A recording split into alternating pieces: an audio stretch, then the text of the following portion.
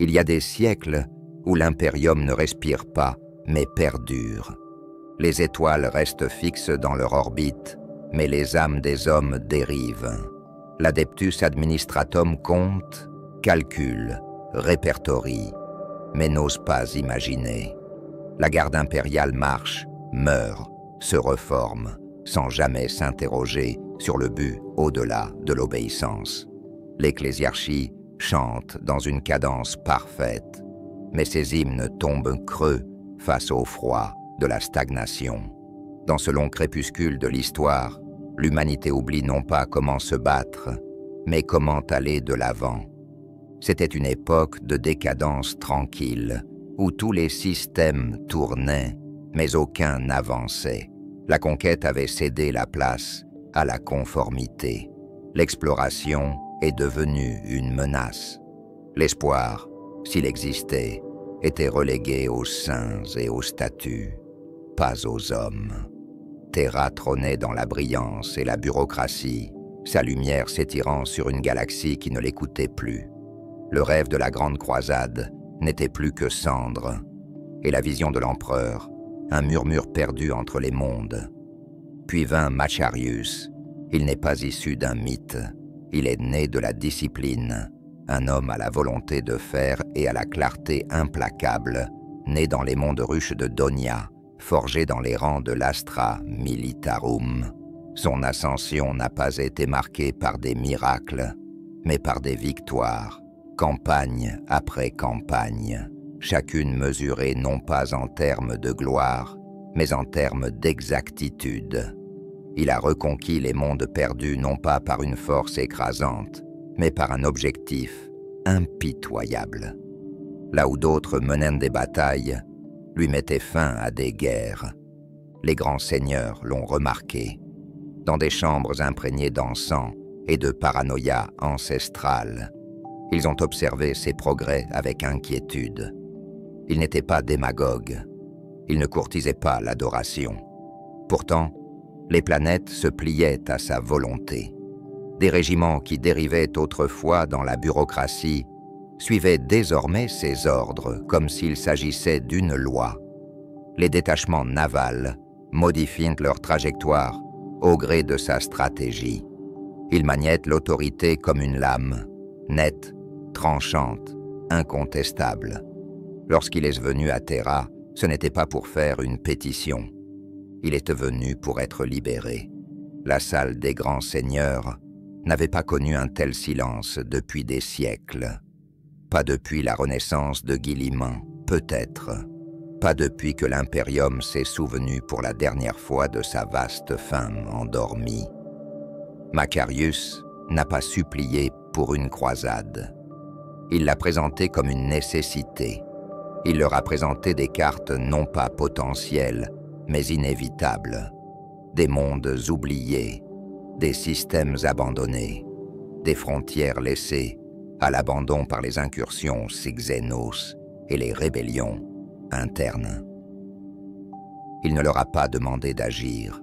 Il leur a montré ce qui se passerait s'ils ne le faisaient pas. Et c'est ce qu'ils ont fait. À contre-cœur, ils approuvent la plus grande mobilisation depuis que l'empereur a parcouru les étoiles pour la dernière fois. Une croisade non pas de reconquête, mais d'expansion. Macharius se vit confier le commandement d'une force sans précédent. Des dizaines de flottes segmentum, des centaines de régiments Astra Militarum, des légions Titan, des plateformes Ordinatus, des expéditions Mechanicus, et bien d'autres encore. Il a été nommé Lord Solar, pas en tant qu'expression honorifique, comme un titre qui renaît. Lorsque la nouvelle s'est répandue, elle n'a pas résonné comme une fanfare, elle s'enflamma d'effroi. Dans tout le Segmentum Pacificus, les anciens gouverneurs et les systèmes défiants ont senti le tremblement. Les commandants aiguisèrent leurs lames. Les prêtres réécrivirent leurs sermons.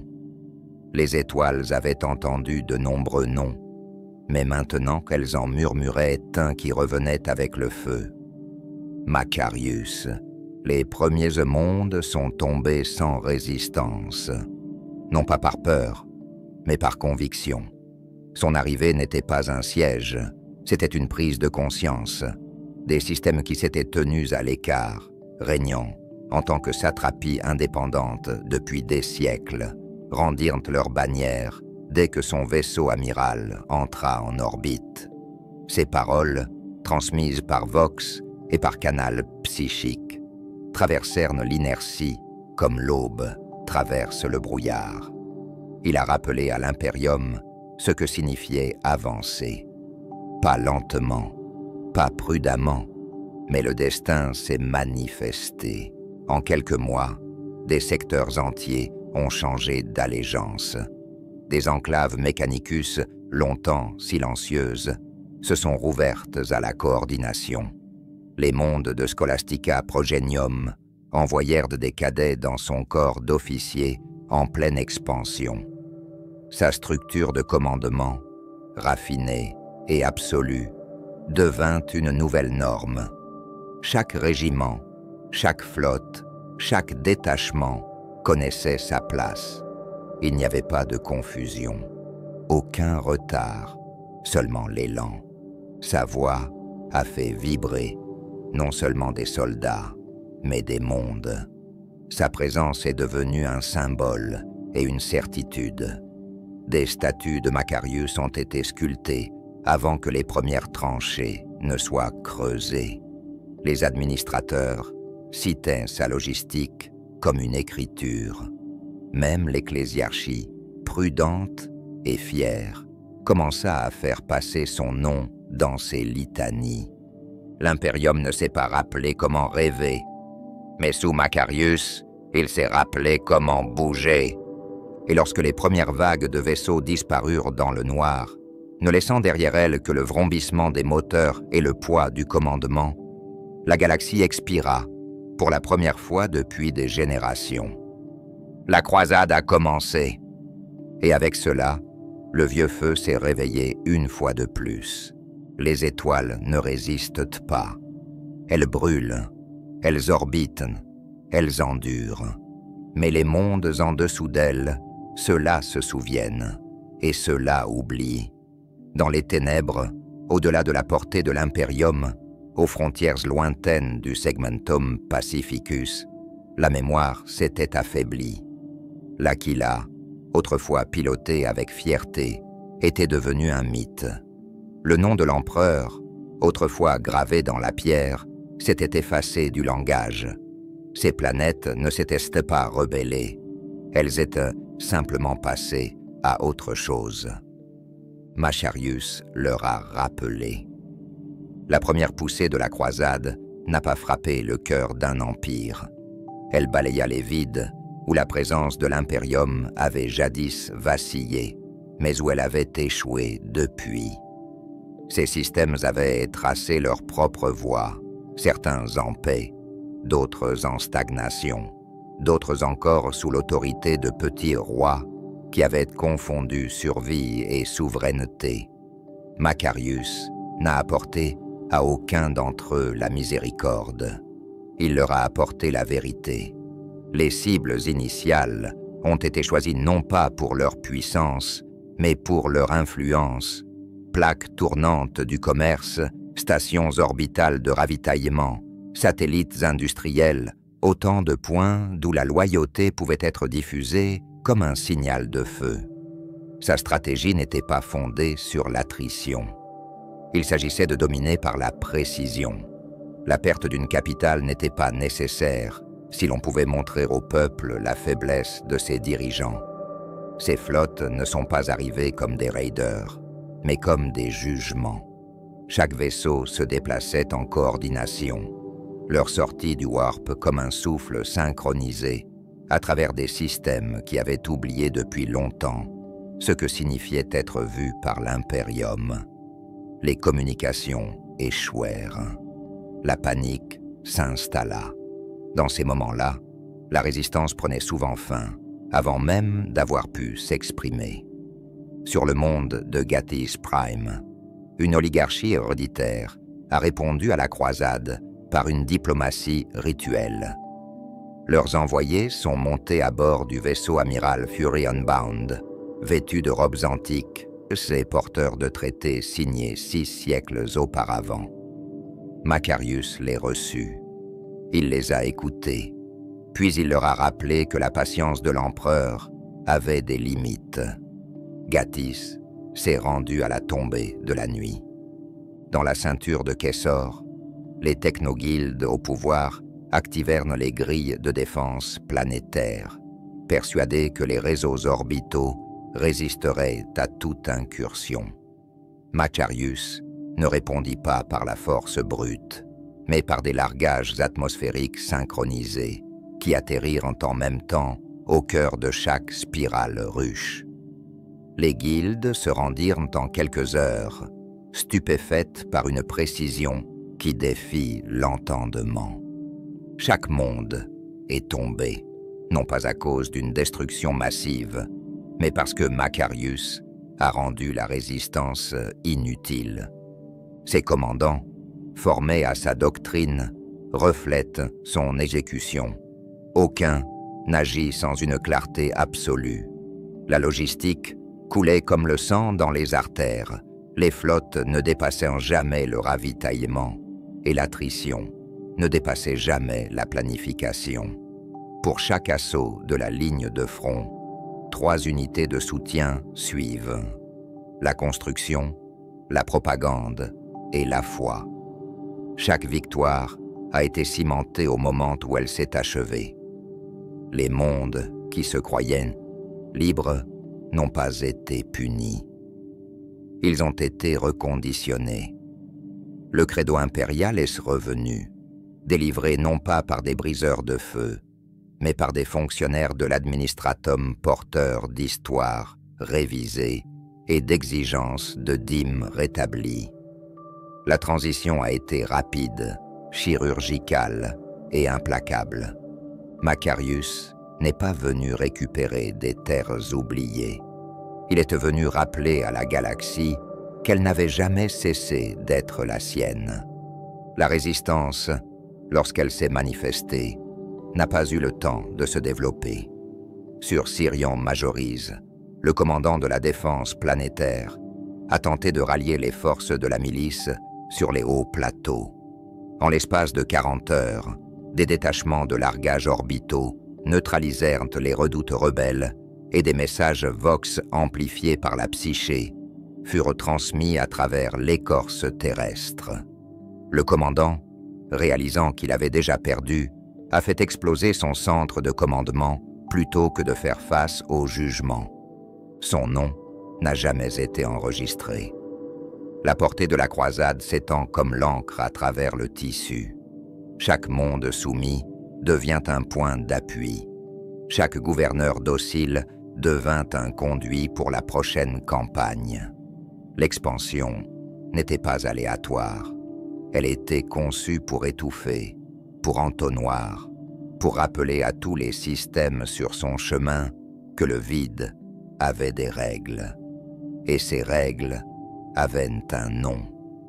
Le Mechanicus, qui observait depuis Mars, commença à fournir à Macarius des données oubliées même par l'administratum, des cartes stellaires des voûtes profondes, des routes de distorsion oubliées, des histoires codées de colonies ratées qui s'étaient développées à l'état sauvage. Tout cela devint du carburant. La croisade s'est adaptée en temps réel, pivotant d'un couloir de l'espace à l'autre sans pause. Là où d'autres avaient mené la guerre comme une marche, Macarius la menait comme une composition. Des notes jouées en séquence, jamais dissonantes. Le segmentum pacificus a commencé à se déplacer. Ce n'est pas la peur qui l'emporte, mais l'inévitabilité. Aucune défense ne pouvait résister à une force qui semblait connaître le champ de bataille avant d'arriver. Aucune culture, aucune foi, aucune économie n'est épargnée par la vague croissante des bannières impériales plantées dans le silence et la permanence. C'est ainsi que les premières étoiles sont tombées, pas avec des cris, mais avec une prise de conscience. L'Imperium s'est souvenu de ce qu'il était, parce que Macarius n'a jamais oublié ce qu'il a été. Le vide ne cède pas. Il doit être maîtrisé. Macarius le savait depuis le début. Malgré toute la précision de ses campagnes terrestres, toute la clarté impitoyable de ses annexions de planètes, c'est dans l'obscurité entre les étoiles que la croisade perdurerait ou s'effondrerait. La guerre ne peut pas marcher là où les navires ne peuvent pas atteindre. La conquête ne signifie rien sans couloir taillé dans le noir. C'est pourquoi, avant de se frayer un chemin à travers les mondes, il a refait les vaisseaux qui l'y conduiraient. La marine impériale, aussi vaste soit-elle, souffrait depuis longtemps de son propre poids. Gonflée par la politique, fragmentée par les querelles intestines, obsédée par le protocole plutôt que par l'objectif, elle était devenue une machine d'inertie. Les flottes étaient liées à des secteurs locaux, les amiraux plus préoccupés par les cérémonies que par la cohésion. Mais Macarius n'a pas demandé la permission. Il donna des ordres de restructuration avant même que son titre n'ait refroidi sur son front. La marine a plié, pas volontairement, mais inévitablement. Il n'a pas purgé les officiers dans le cadre de vastes procès. Il a procédé à des réaffectations. Il réorganise. Les amiraux incapables de s'adapter sont réaffectés à des commandements périphériques. Leur influence s'estompe par la logistique, plutôt que par décret. Ceux qui comprennent, ceux qui agissent, s'élèvent rapidement. Le rang ne protège plus l'incompétence. Seuls les résultats comptent. Les chantiers navals gémissent sous l'effet des nouvelles directives. Les mondes de forge ont été poussés à leur maximum.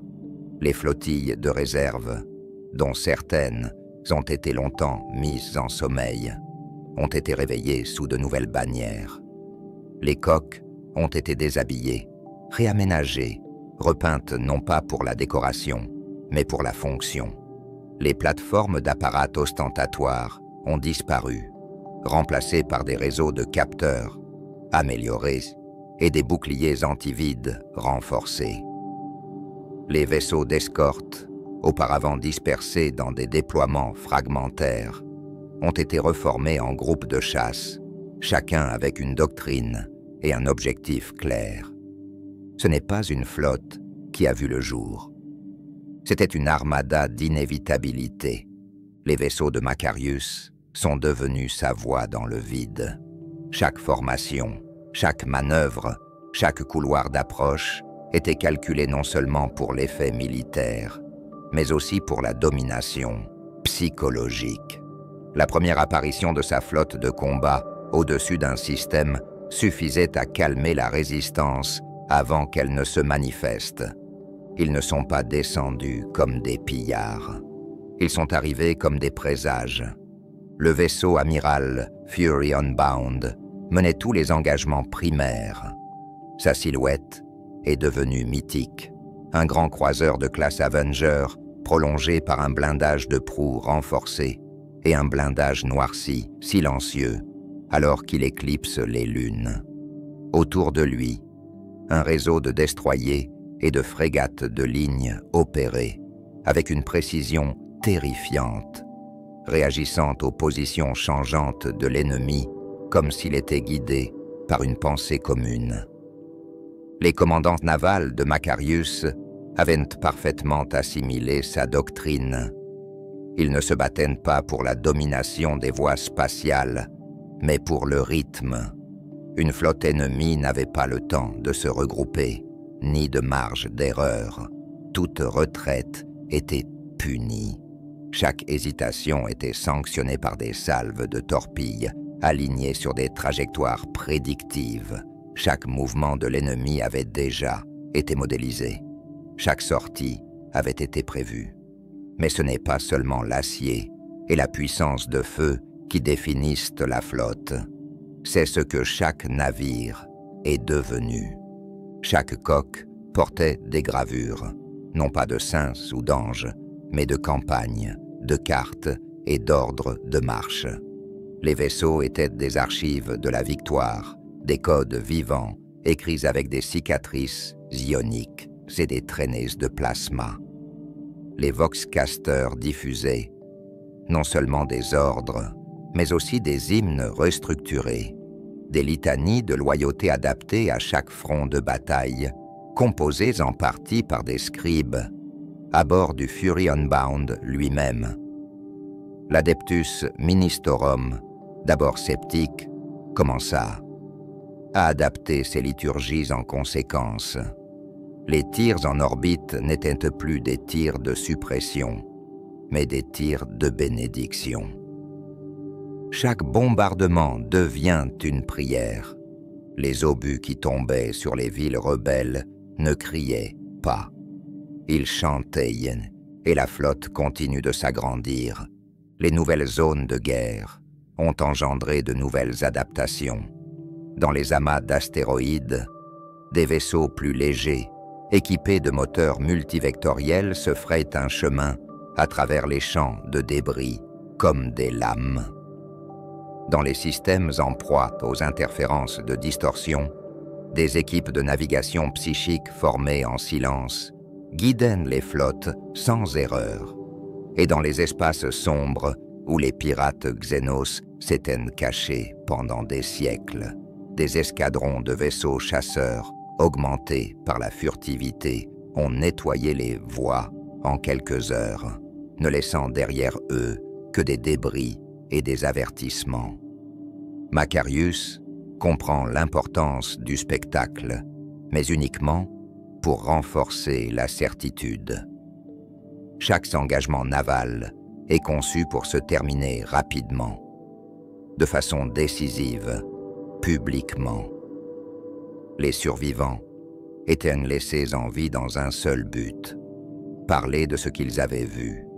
La résistance, autrefois noble ou provocatrice, devient une folie. Ces flottes ne se contentent pas de détruire. Elles ont éteint le doute. La nouvelle de sa colère se répandit plus vite que ses armées ne pouvaient marcher.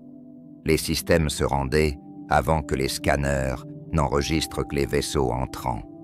Les relais de communication, autrefois obscurs depuis des générations, transmettaient désormais des codes de reddition au premier signe de traduction de la distorsion. Macarius ne s'est pas réjoui. Il s'y attendait.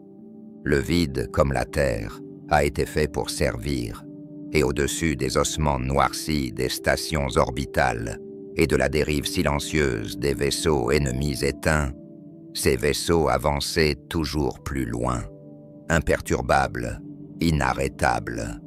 Les étoiles tombent dans l'ordre. Il y a des moments dans l'histoire impériale où le poids de la bureaucratie se dissipe, ne serait-ce que brièvement, et où une seule personne se déplace comme si elle n'était pas soumise à la pesanteur.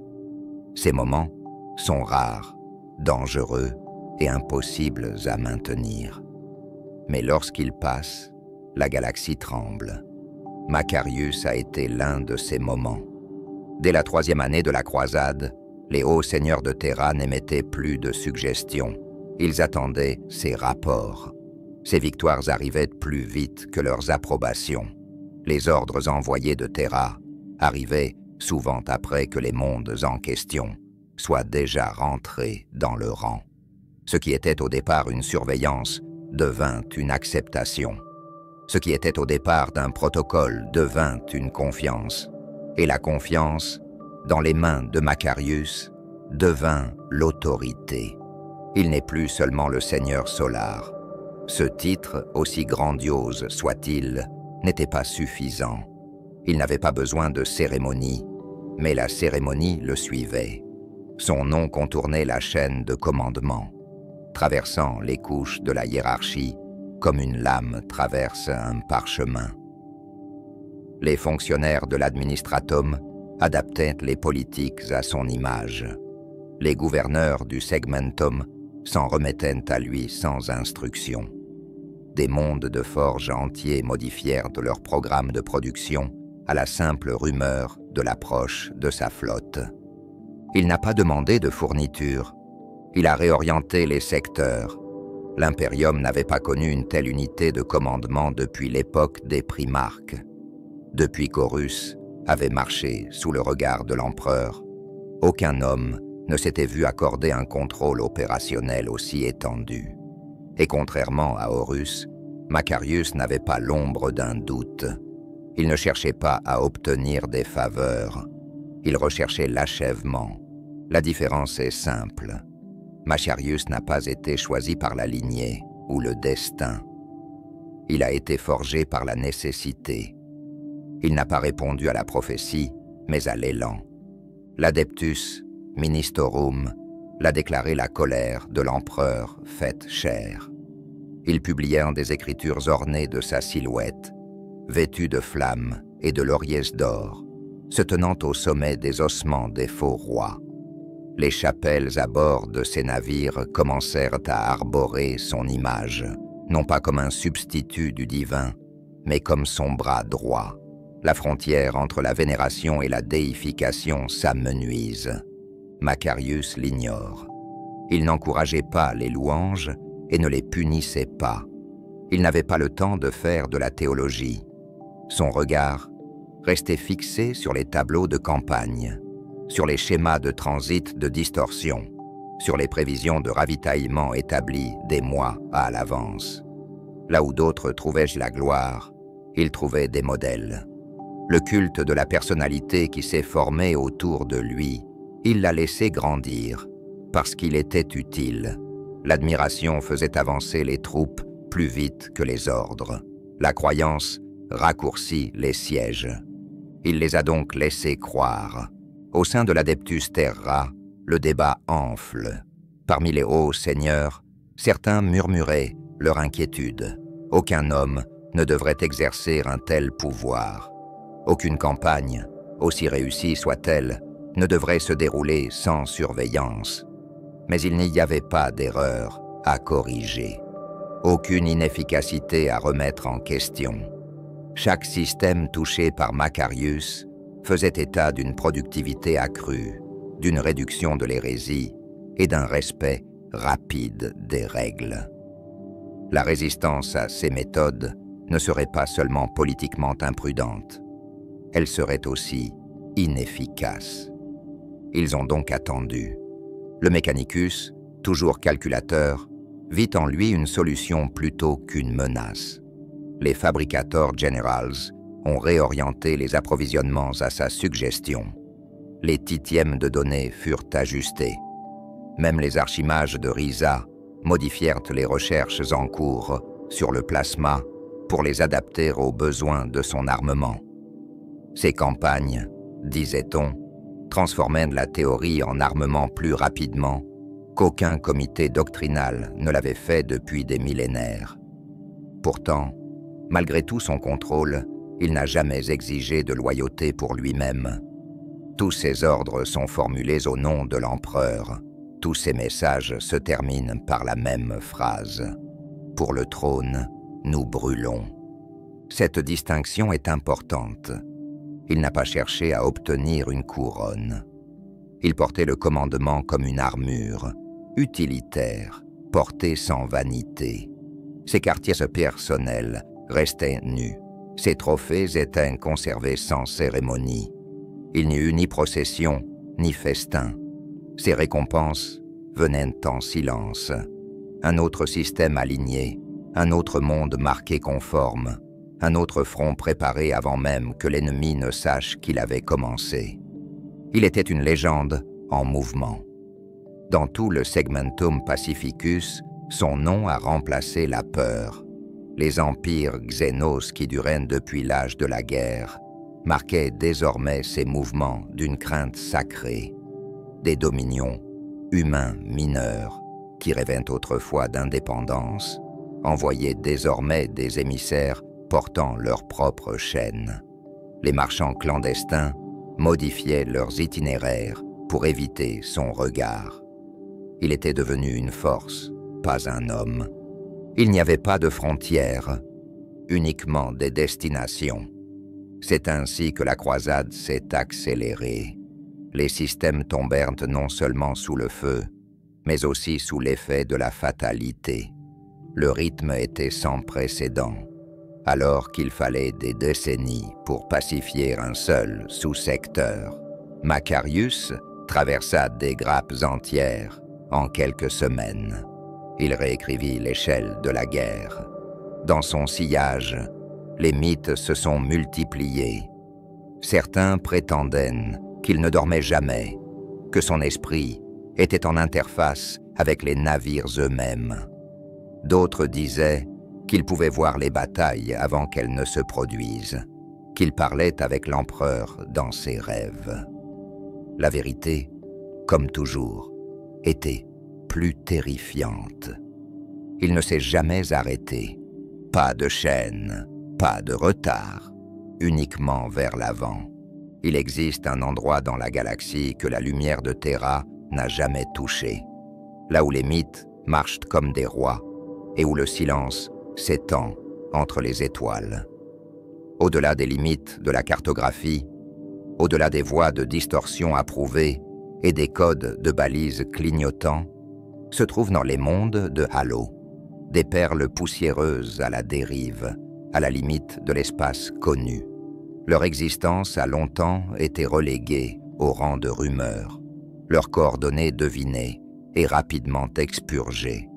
Il ne s'agissait pas de systèmes rebelles, il s'agissait de systèmes oubliés. Macarius s'en souvient.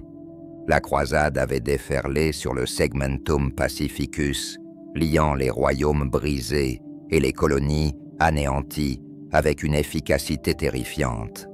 Mais alors que les chemins connus étaient sécurisés, il regarda plus loin, dans les régions obscures que l'Imperium avait longtemps évitées. Des régions qui n'étaient connues que par la rumeur. Là, de vieux empires humains s'étaient développés dans l'isolement, façonnés par des pensées étrangères et des idéologies tordues.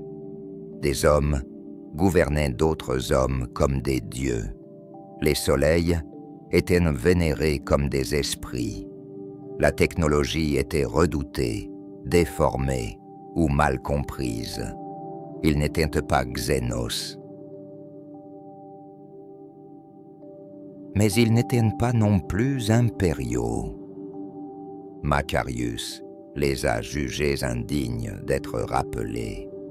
Il n'a pas tardé. La première vague dans la frange du Halo n'attendit pas de confirmation.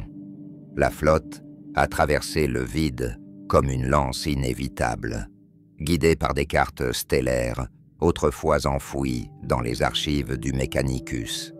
Des systèmes que l'on croyait inaccessibles furent atteints. Les tempêtes warp se séparèrent non pas par la prière, mais par le calcul. Et dans ce silence, la voix de l'Imperium revint, brutale, tranchante, définitive. Le premier système, Varnis, a accueilli la croisade avec cérémonie. Robes d'or, des marcheurs du trône portant des bâtons de cristal. Ils sont montés à bord du vaisseau de Macarius avec des cadeaux et des écritures, accueillant ce qu'ils supposaient être un nouvel empire céleste à ajouter à leur panthéon. Macarius ne dit rien. Il écouta, puis il donna un seul ordre. Le nœud planétaire a été bombardé avec une précision chirurgicale, pas pour anéantir, mais pour effacer. Les temples sont tombés, les trônes se sont fissurés, les Vox Beacons ont remplacé les sermons par des litanies de conformité. En quelques jours, la population a été restructurée. Leurs dirigeants ont disparu, enlevés sans spectacle. Leurs idoles, autrefois gravées dans les paysages lunaires, furent remplacées par des bannières orbitales. Le peuple de Varnis ne s'est jamais soulevé contre la croisade. Ils ont simplement oublié qui ils étaient autrefois. Ce schéma s'est répété dans toute la frange de Halo. Les mondes qui avaient sombré dans la décadence ont été mis au pas. Macarius n'a pas proposé de négociation. Il apportait le contexte. Vivre, c'est servir. Résister, c'est disparaître. Les empires qui s'étaient proclamés éternels, dont les dirigeants portaient des noms plus anciens que l'impérium lui-même, furent réduits en quelques heures. Leurs flottes, cérémonielles et fières, se désintégrèrent face aux formations de Macarius. Sur Célarune, un système d'étoiles jumelles où le culte du soleil s'est transformé en une société d'incinération rituelle, la caste dirigeante s'est déclarée enfant de la flamme, hors de portée des petites conquêtes. Macarius déchaîna son propre feu. Il ne s'agissait pas d'un rituel, mais d'une pure fonction. Les coups de plasma réduisirent les palais orbitaux en cendres avant que leurs défenses ne puissent s'activer. La population survivante, étourdie par la rapidité de son effondrement, accepta le pouvoir impérial sans protester. Leurs textes sacrés furent transformés en parchemins pour les réquisitions du Departamento Munitorum. Une autre histoire supprimée, un autre monde redessiné. L'Adeptus Mechanicus suivait, ses équipes d'enquêteurs arrivant comme des archéologues de la conquête. Ils cataloguèrent les reliques, enregistrèrent les technologies étranges et émirent leur jugement. Ce qui pouvait être compris fut rebaptisé. Ce qui ne l'était pas fut incinéré. Dans le sillage de Macarius, les mondes du Halo ne sont pas devenus des échos du passé, mais des plans pour l'avenir. Il n'a pas ralenti. Les défis n'étaient pas stratégiques. Ils étaient d'ordre psychologique.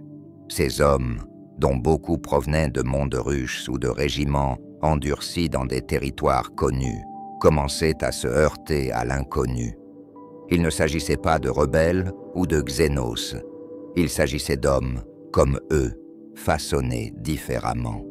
Des civilisations dont les langues avaient divergé du haut gothique pour devenir des souches étrangères. Des gens qui riaient, se battaient et priaient, juste assez mal pour justifier l'effacement. Macarius ne leur offre aucune clarté morale, seule direction. L'histoire, a-t-il dit, ne laisse pas de place à la divergence.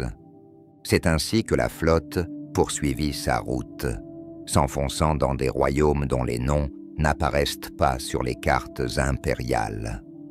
Chaque campagne redéfinissait les limites de la galaxie connue. Là où il n'y avait que du vide, il y a maintenant des coordonnées, des enregistrements vocaux, des registres de la dîme, enclave du Mechanicus, forteresse de chapelle. La carte de l'impérium s'étendit, non pas en fanfare, mais avec certitude. Les mondes du Halo, autrefois berceaux de dynasties oubliées, sont devenus des notes de bas de page sous le sceau de Macarius. Leurs mythes n'ont pas perduré. Leurs ruines ont été pavées sous les bottes du progrès. Leurs étoiles, autrefois vénérées, portaient désormais des numéros. Macarius ne s'est pas retourné. Il n'est pas venu conquérir des curiosités. Il était venu rappeler à la galaxie que la portée de l'empereur n'avait pas d'horizon. Les mondes du Halo ont brûlé, leurs faux empires réduits au silence. Mais tous les échos ne disparaissent pas aussi facilement. Dans le sillage de la conquête, la croisade s'étend de plus en plus. Les systèmes furent répertoriés, les gouverneurs installés, les structures de la dîme appliquées avec une efficacité mathématique. Les lignes Vox, longtemps mortes, émettaient désormais des codes impériaux. Les enclaves du Mechanicus commencèrent à faire des fouilles. Les prédicateurs de l'ecclésiarchie arrivèrent avec des sanctuaires portatifs et des écritures standardisées. En surface, l'ordre régnait, mais en dessous, quelque chose d'autre s'agite. Les premiers signes étaient minimes, des transmissions manquées, des patrouilles qui ont disparu. des ravitaillements livrés à des coordonnées qui n'existaient plus, des déviations mineures dans le ton astropathique, des rapports d'anxiété sans origine, de malaise sans cause. La distorsion, qui a toujours été un murmure à l'orée de chaque campagne, a commencé à parler plus fort. Tous les mondes n'ont pas oublié l'obscurité. Sur Dregolnam, un monde agricole récemment annexé, des communautés entières de moissonneurs ont disparu du jour au lendemain.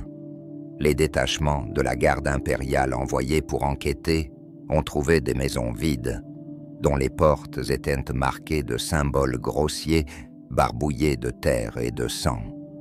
Des enregistrements vocaux ont capturé des fragments de chants en bas gothique à bas tardi, des rythmes qui ne correspondent à aucun dialecte connu, des voix qui s'élevaient non pas dans la panique, mais dans la révérence. Aucun ennemi n'a été trouvé. Il n'y eut que le silence et l'odeur de la cendre. Ailleurs, dans les maisons voûtes de Kepleran, des révoltes mineures se transforment en possession de masse. Les corps des ouvriers se tordent de manière impossible. Ils n'étaient pas brisés, mais transformés. Ils se déplaçaient comme un seul homme, non par loyauté, mais par rituel. Ils se sont battus non pas avec des tactiques, mais avec un but qui dépasse l'entendement. La garde a fini par gagner, mais beaucoup de survivants n'ont plus jamais été les mêmes. Ils parlèrent de rêves qu'ils n'avaient pas faits, de chansons qu'ils n'avaient jamais entendues. Les officiers de Macarius, précis et impitoyables, tentent de supprimer ces rapports. La discipline doit être maintenue. La peur est un facteur d'inefficacité. Pourtant, les phénomènes se multiplient. Plus la croisade s'enfonçait, plus les incidents devenaient fréquents.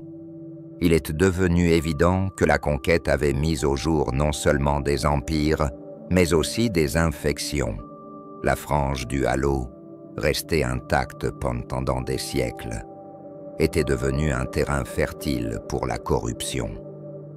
Il ne s'agissait pas de simples cultes de rébellion ou de dissidence. Il s'agissait de systèmes de croyances, affinés en secret, aiguisés dans l'obscurité, des croyances fondées sur la souffrance, des langues accordées au diapason de la distorsion. Certains se disaient descendants de saints impériaux disparus, d'autres canalisaient leurs rituels à travers des symboles de flammes, de sang, de décomposition. Leurs structures étaient lâches, décentralisées, adaptées. Ils n'ont pas résisté à l'occupation. Ils l'ont accueillie favorablement. Pour beaucoup, l'arrivée de la croisade n'était pas une invasion, mais un aboutissement, l'accomplissement d'une prophétie tordue. Le grand Dieu des étoiles allait arriver, disaient-ils. Les 1000 yeux allaient s'ouvrir. Le nom de Macarius commença à apparaître dans leurs chants, non pas comme un conquérant, mais comme un signe avant-coureur. Tous ne croyaient pas à la résistance. Certains croyaient en l'infection. L'Inquisition l'a remarqué. Jusqu'à présent, leur présence avait été minime. Des observateurs silencieux qui surveillaient l'expansion sans précédent de la croisade. Mais à présent, des rosettes commencèrent à apparaître dans les conseils de guerre. Des envoyés en cape noire, anonymes et froids, se tenaient aux côtés de colonels et d'officiers de la flotte. Les interrogateurs passaient au crible les textes retrouvés. Des psychers examinaient les hérétiques capturés pour y déceler des signes de déviation. Dans des rapports privés scellés au trône, l'Inquisition a déclaré la présence d'une activité latente du culte du chaos. Pas centralisée, pas ouverte, mais intégrée, en attente. Dans les endroits que Macarius avait déjà pacifiés, des cellules se sont réveillées quelques jours après la victoire. Des installations de propagande ont été retrouvés écrasés par un script démoniaque qui ne se révélait que sous un auspex ciblé. Les sanctuaires illuminés par l'ecclésiarchie brûlaient de l'intérieur, leurs prêcheurs remplacés par des fraudeurs chuchotants. La guerre a changé. Macarius a répondu non pas par l'hésitation, mais par l'adaptation. De nouveaux protocoles ont été introduits. Les rituels de conformité ont été étendus à plusieurs couches. Les transmissions vocales furent cryptées, non seulement pour plus de clarté, mais aussi pour plus de pureté. Les aumôniers des régiments reçurent de nouvelles litanies, non seulement de foi, mais aussi d'exorcisme.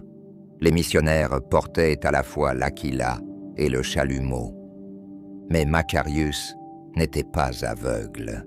Il savait que la chaîne ne saignait pas à l'air libre. Elle s'infiltre. Des régiments entiers ont été réaffectés, non pas pour cause d'échec, mais pour cause d'exposition. Les systèmes propres ont été isolés jusqu'à ce que leur pureté puisse être confirmée. Les nœuds astropathiques, autrefois fiables, ont été revérifiés. Et pourtant, les chuchotements continuaient à se faire entendre. La distorsion était consciente maintenant. Elle avait pris connaissance de la croisade. Et là où Macarius avait avancé dans le silence, il marchait maintenant dans les yeux. Des yeux qui regardent, des yeux qui attendent. Ce qui avait commencé comme une campagne d'acier et de flammes nécessitait désormais quelque chose de plus ancien, de plus profond. Discipline de l'esprit, la clarté de la pensée. Le feu ne suffirait pas. La croisade se poursuivra. Il le fallait. Mais les étoiles à venir ne contiennent plus seulement des rois oubliés ou de faux soleils. Ils sont restés sur leur fin. Les cartes n'indiquent que la victoire. Mondes après mondes, système après système, peints en rouge et or de la conformité impériale. Les cartes stellaires s'illuminent des codes mis à jour. Les voxnets étaient inondés d'éloges et de statistiques sur les pertes. Chaque planète conquise devenait une nouvelle ligne de fierté dans les registres de l'administratum. La croisade était un miracle à grande échelle, indéniable et imparable.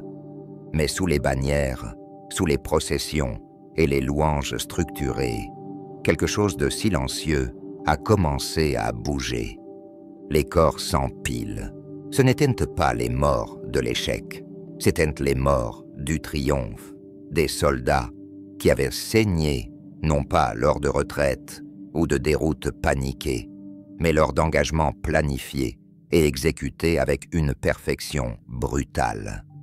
Ils sont morts dans des zones de conformité, dans des champs de cendres chimiques, dans des ruines de jungles rendues habitables pour la première fois depuis des siècles. Leur vie s'est mesurée en mètres gagnés, en objectifs garantis, en rythme de progression. La machine logistique les a toutes enregistrées. 1 million de victimes ce trimestre, 4 millions au prochain trimestre. Une marge prévue, comptabilisée, dépassée. Mais les chiffres ne se souviennent pas. Les chiffres ne pleurent pas. Ils n'entendent pas les cris qui s'estompent lors de la rentrée atmosphérique et ne ressentent pas la chaleur des chars transformés en tombes. Les vivants ont commencé à supporter le coup en silence. Les commissaires, qui sont toujours le visage de la morale, ont souri trop longtemps. Leurs yeux ne contenaient rien d'autre que la fonction. Leurs mains ne tremblent que lorsqu'ils ne sont pas observés. Les officiers boivent davantage. Les équipes médicales s'engourdissent, non pas à cause du choc des obus, mais à cause de la répétition de tout cela. Les lignes de ravitaillement s'épuisent, non par manque de matériel, mais par manque de repos. Des régiments entiers sont réaffectés, non pas pour cause d'échec, mais pour cause d'effondrement psychologique. Le rythme ne s'est pas ralenti. Macarius s'avance, toujours vers l'avant. Faire une pause, c'est inviter à l'instabilité. Réfléchir, c'est permettre au murmure de l'obscurité de s'insinuer. Il y voyait un sacrifice nécessaire, un échange du présent contre le toujours. Il savait ce que signifiait perdre son élan. Les empires ne sont pas morts de la défaite, mais de l'hésitation. Il ne s'est donc jamais arrêté. Il dirigeait par sa présence. Il a rendu visite à des régiments au bord de l'épuisement, non pas pour les consoler, mais pour les rappeler. Ses discours n'étaient pas empreints d'espoir, mais de vérité. Qu'il construisait quelque chose d'éternel, que l'on ne se souviendrait du coup que par ce qu'il avait permis d'acquérir. Certains y ont trouvé de la force, d'autres se sont brisés sous elle. Les divisions d'aumônerie signalent une forte augmentation des décès par automutilation chez les officiers subalternes. Les médecins de terrain enregistrent des symptômes sans fondement physique, somnambulisme, dissociation, mutisme. Dans des cas isolés, des escouades cessent totalement de parler, ne fonctionnant que par signes de la main et mouvements habituels.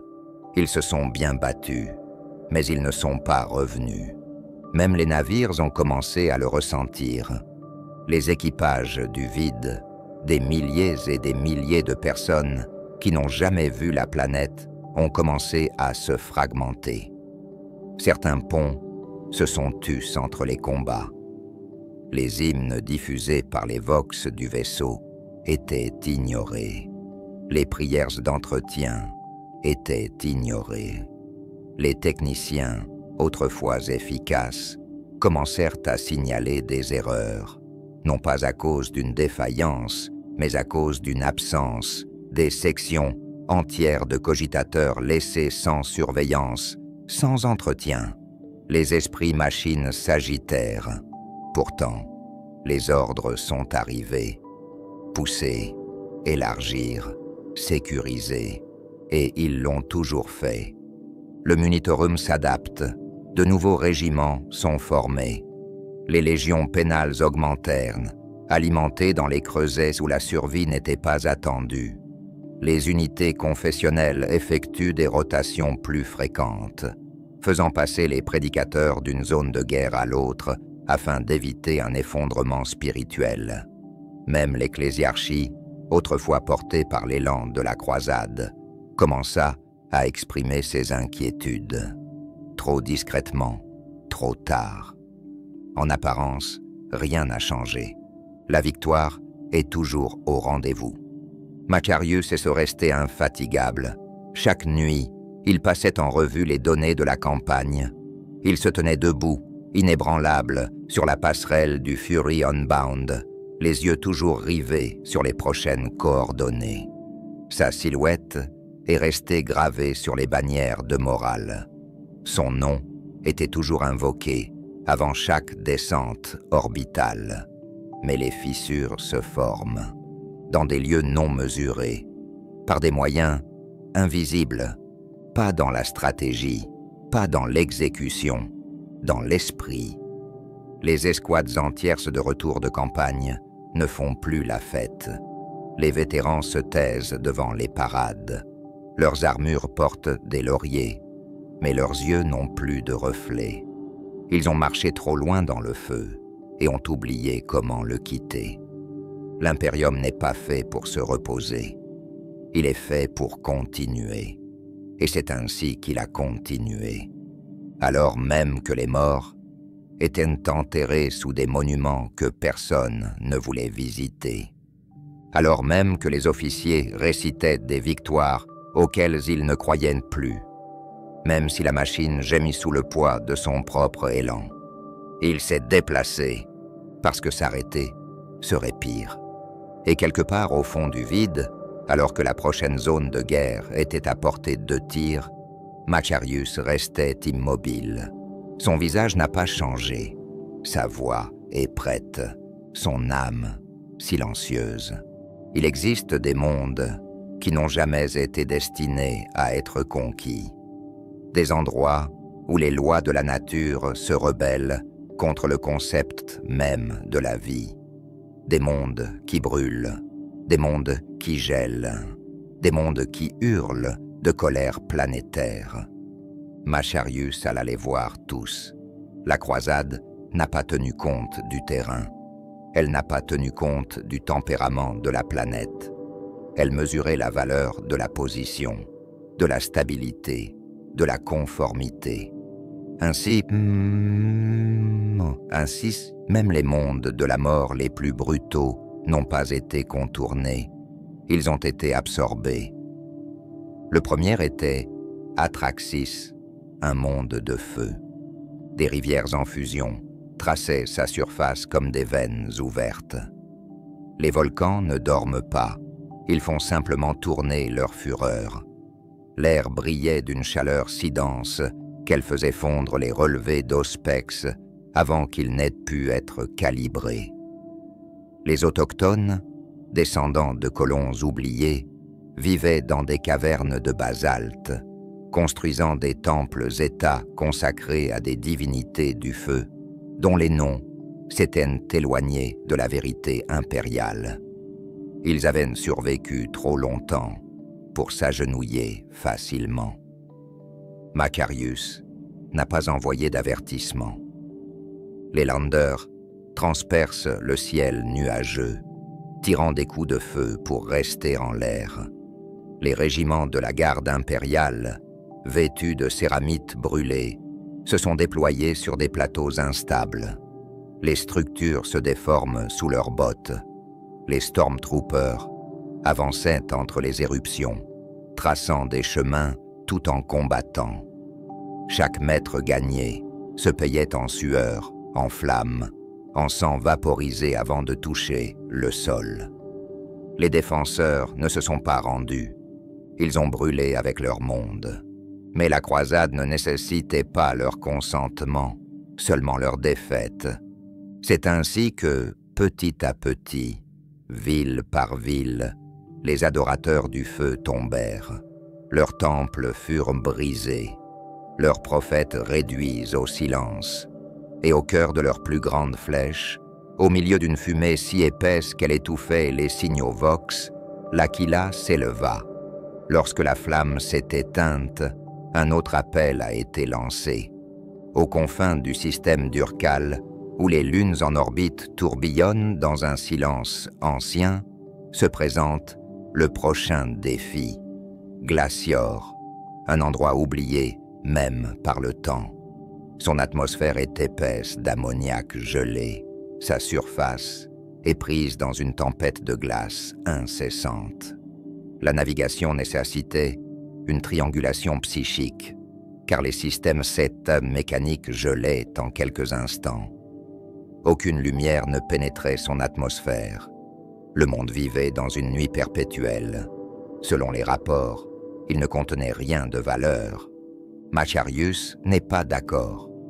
La Lune avait été un avant-poste, un fragment de la Grande Croisade, aujourd'hui enseveli dans la neige et le silence.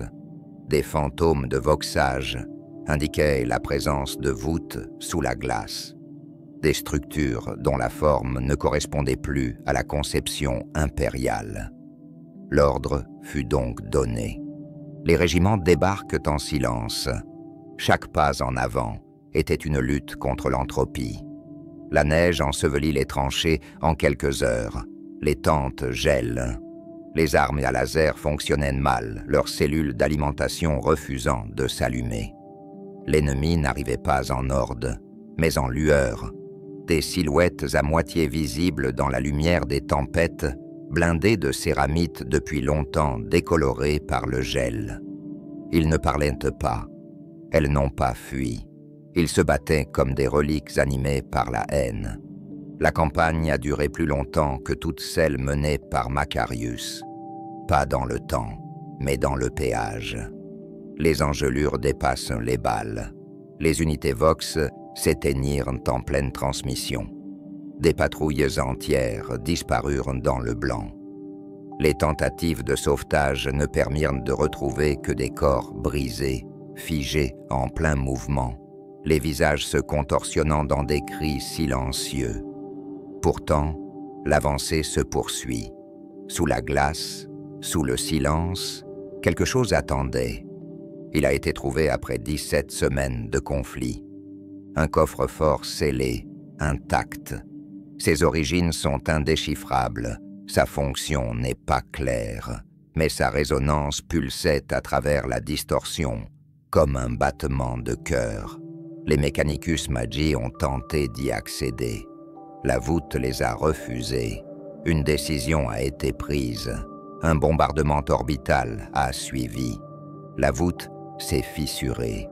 Les secrets qu'il renfermait n'ont jamais été connus. Seul l'écho de l'explosion subsista, ainsi qu'un bref changement dans les turbulences de la distorsion qui réduisit les Psykers au silence pendant des jours. La tempête ne se leva pas, mais l'ennemi ne vint plus. Glacior a été marqué comme étant conforme. La croisade se poursuit. De la chaleur qui fait fondre l'acier au froid, qui fige le temps. La volonté de Macarius ne faiblit pas. Ses stratégies s'adaptaient. Les unités tournaient entre les extrêmes. L'équipement était modifié en temps réel. Le Departamento Munitorum tournait à une vitesse sans précédent, adaptant l'environnement aux chaînes d'approvisionnement comme si la galaxie n'était qu'un seul et même champ de bataille. Et toujours, au centre, Macarius se tenait immobile. Ses ordres sont arrivés avant les demandes. Ses projections ont prédit la résistance avant qu'elle ne se forme. Les hommes sous ses ordres ne se posent plus la question de savoir comment faire. Ils obéissent simplement. La lumière de l'empereur, autrefois considérée comme fragile dans les régions les plus reculées, brûlait désormais avec une violente constance. Aucun terrain n'est trop cruel. Aucun climat n'échappe au calcul. Le concept d'inaccessible a été effacé. Les stars elles-mêmes n'ont pas été épargnées. C'est ainsi que la croisade avança, passant devant le feu, traversant le gel, vers un horizon qui refuse de s'arrêter. Il est arrivé un moment où il n'y avait plus, jamais plus d'ordre.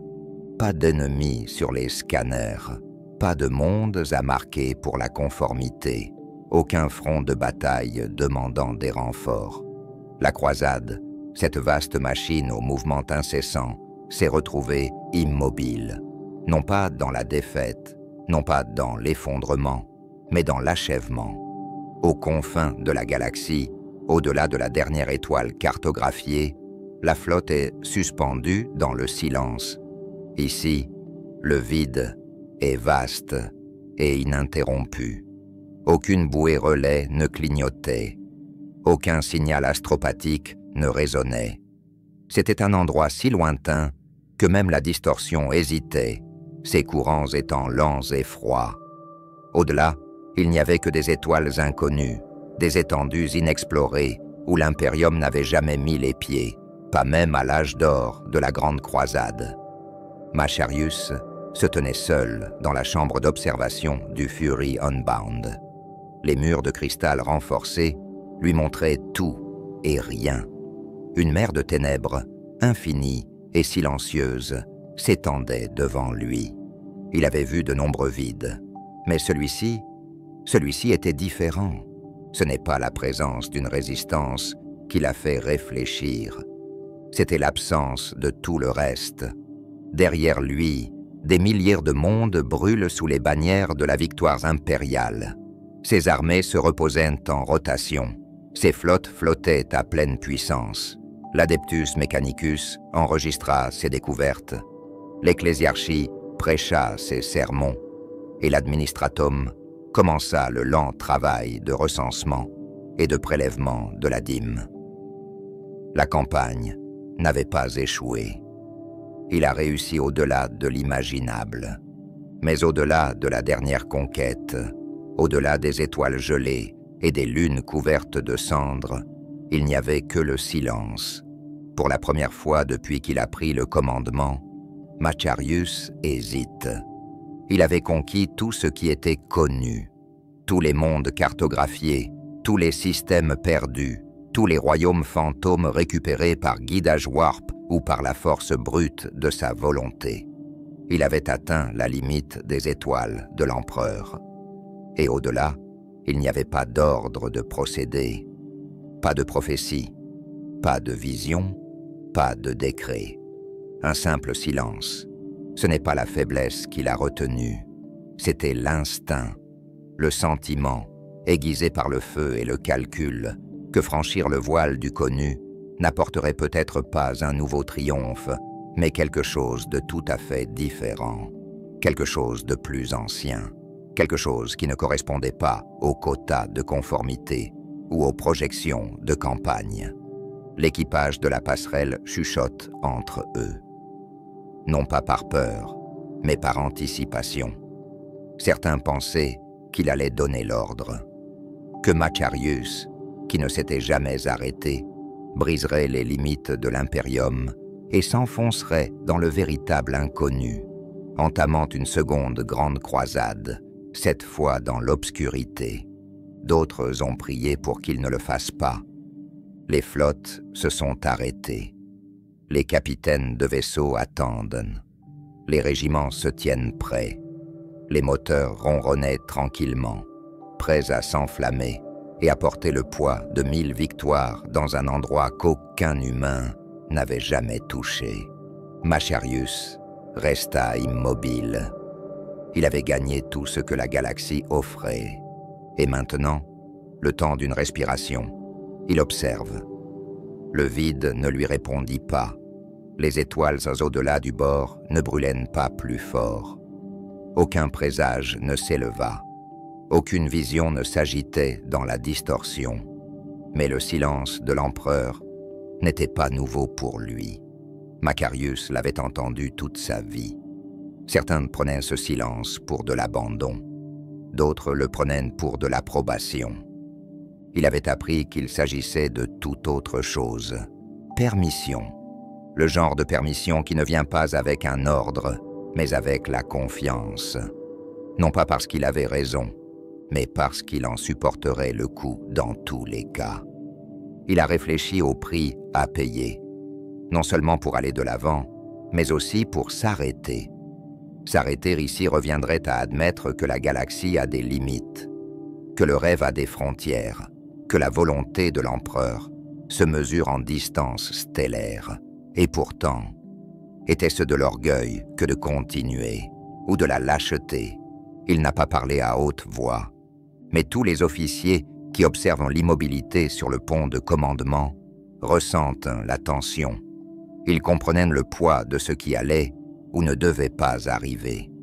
Macharius s'est détourné de la fenêtre. Son pas n'a pas changé, son visage indéchiffrable. Il retourna à la plateforme centrale et les seigneurs militants qui attendaient s'écartèrent. Toutes les ardoises de données de l'hololithe projetaient des coordonnées d'attente, des grilles vierges scintillantes de potentiel. Il ne prononce aucun mot de triomphe, pas d'éloge funèbre pour les morts, pas de déclaration de finalité.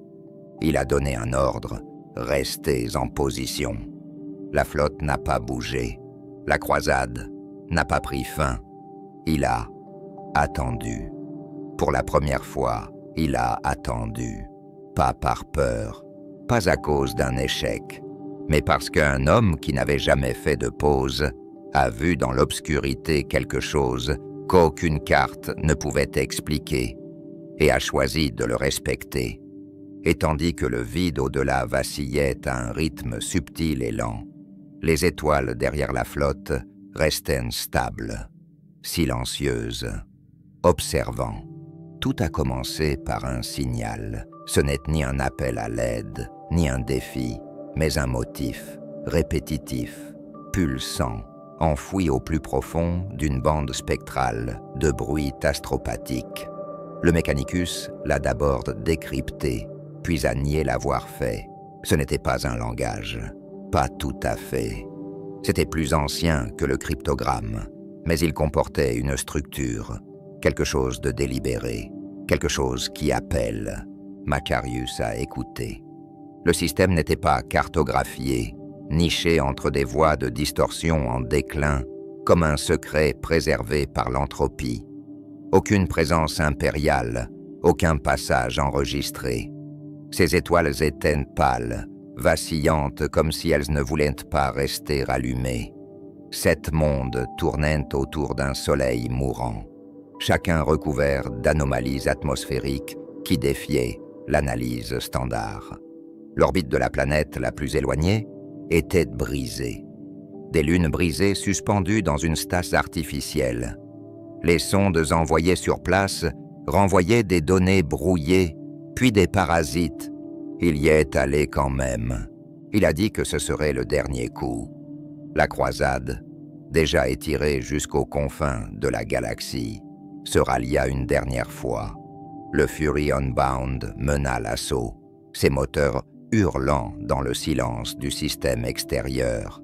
Les vaisseaux éclaireurs disparurent, les lignes Vox bégayaient, puis tombaient en panne. Les navigateurs signalèrent d'étranges fluctuations, des moments de clarté suivis de vertige. La distorsion était calme, mais pas immobile. Les planètes n'étaient pas hostiles, mais elles n'étaient pas passives non plus. Des mécanismes tournaient à leur surface, d'immenses structures comme des engrenages d'une utilité oubliée. Les stations en orbite, manifestement artificielles, refusaient de répondre aux communications ou aux tirs d'armes. Elles attendaient simplement. Lorsque Macarius donne l'ordre d'atterrir, ce n'est pas avec le tonnerre, mais avec précision. Le 7e régiment de parachutistes cadiens descendit sur la 3e planète, ses transporteurs se faufilant entre les flèches d'obsidienne qui traversaient l'atmosphère comme des doigts de jugement. Ils ne rencontrèrent aucune résistance, aucune réponse, seulement une surface parsemée de voûtes scellées, des portes massives sans charnière, chacune portant des glyphes usés par le temps ou la conception. Les tentatives d'ouverture de brèches ont échoué. Les charges Melta se sont fondues d'elles-mêmes. Les Lascutters ont fait des étincelles. Les sondes psychiques ont été englouties par le silence. Puis, au bout de 72 heures, une porte s'est ouverte. Pas à l'assaut, à une invitation. Le régiment entre. Ce qui s'est passé à l'intérieur n'est pas enregistré dans son intégralité. Des fragments sont renvoyés par des enregistreurs vocaux, des registres de données dépouillés de leur contexte, des images de salles voûtées, de machines sans couture, d'espaces qui se déplacent sans mouvement visible. Des hommes les ont parcouru des couloirs qui ne se terminaient pas. Certains sont revenus changés, d'autres ne sont pas revenus du tout. Une surveillance inquisitoriale a été demandée. Aucun n'a répondu à temps. Macarius est entré lui-même dans la structure. Seul. Il n'a pas pris ses conseillers. Pas d'état-major.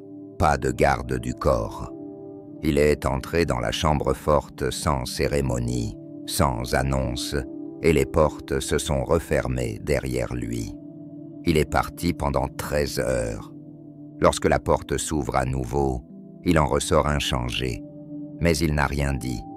Pas de ce qu'il a vu. Pas de ce qu'il pensait. Il retourna simplement à bord du Fury Unbound, examina les données planétaires et donna un dernier ordre. Pas d'autre avancée. Le système a été marqué comme pacifié. Les voûtes ont été enregistrées comme scellées. Aucune équipe du Mechanicus n'a été autorisée à y accéder. Aucune délégation de l'Ecclésiarchie n'a été envoyée. Le secteur entier a été mis à l'index, restreint par sa propre autorité de commandement. Et la croisade s'est arrêtée. Pas en raison de la résistance, pas par épuisement. Il s'est simplement arrêté. Ses commandants ont demandé des instructions. Des mondes sont restés intacts. Des systèmes marginaux n'ont pas été contactés. Les cartes portaient des étoiles vides, mais Macarius ne donna pas de nouvelles coordonnées. Les flottes entrèrent dans des schémas d'attente. La garde se retira. Les représentants de l'administratum attendirent des éclaircissements. Aucune ne vint. Dans les chambres du pont du Fury Unbound, Macarius était assis seul. Il a conquis plus de territoire que n'importe quel autre homme depuis la Grande Croisade. Il a mis en conformité 10 000 mondes, étendu l'impérium au-delà de toute attente. Et pourtant, ici, à la limite de tout, il avait choisi le silence. Il n'a pas expliqué, il ne s'est pas excusé, il s'est simplement arrêté. Les hommes sous son commandement ont maintenu la discipline. Pendant un certain temps, les régiments tournent comme d'habitude. Des patrouilles sont envoyées. Mais le pouls de la croisade, sa cadence implacable, s'est arrêté. Il n'y a plus de grands mouvements. Aucune campagne n'est annoncée.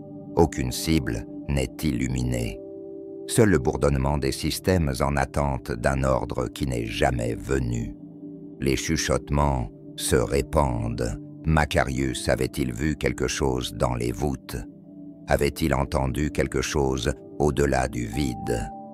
Certains affirmaient qu'il avait été blessé, touché par une malédiction.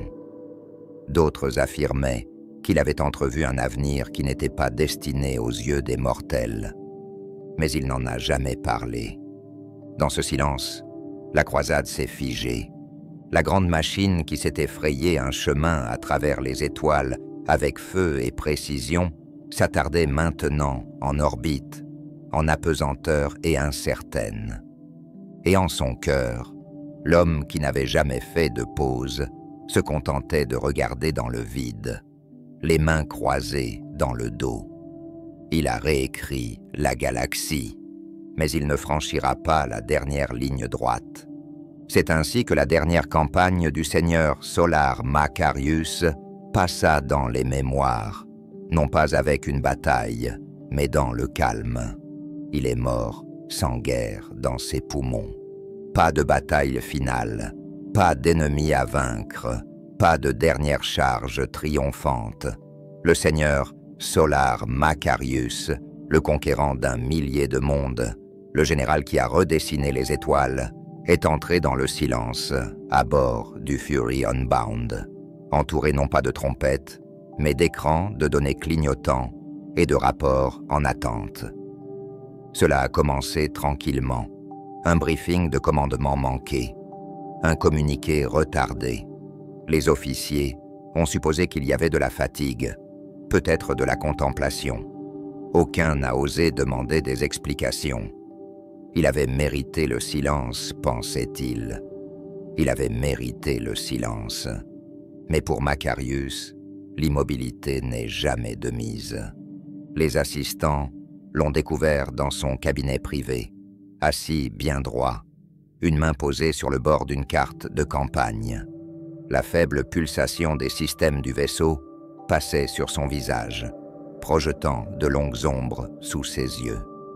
Il n'était pas affaissé, il ne s'était pas effondré, il s'était simplement arrêté, comme si son corps, façonné par un mouvement incessant, avait enfin trouvé son point final. Pas d'appel à l'aide, pas de mot d'adieu, un seul souffle qui n'est jamais revenu. La cause a été jugée naturelle, une défaillance cardiaque, un dernier abandon de la chair au temps, une mort sans spectacle, mais l'effet s'est propagé comme une détonation au ralenti. La croisade s'était déjà arrêtée, mais aujourd'hui, elle n'a plus de colonne vertébrale. En l'espace de quelques heures, la furie déchaînée est devenue un tombeau. Le grand vaisseau amiral dérivait en orbite au-dessus du dernier système conquis, ses bannières en berne, ses lumières éteintes en signe de deuil. Les canaux vocaux de la croisade crépitaient de liturgie silencieuse. Les aumôniers pleuraient, les commandants de régiments se tenaient en formation silencieuse sous les étendards noircis. L'ecclésiarchie déclara qu'il s'agissait d'un moment sacré. L'empereur avait récupéré la lame qu'il avait choisie. Mais tous ne sont pas en deuil. Parmi le haut commandement, ceux qui avaient servi sous les ordres de Macarius pendant des années, qui avaient marché avec lui à travers les flammes et le gel, un autre silence s'installa, pas la révérence. Calcul. Dans la mort, Macarius est devenu ce qu'il n'avait jamais été dans la vie, vulnérable. Aucun héritier n'avait été désigné.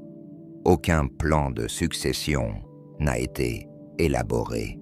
Son autorité était personnelle, absolue et indivisible.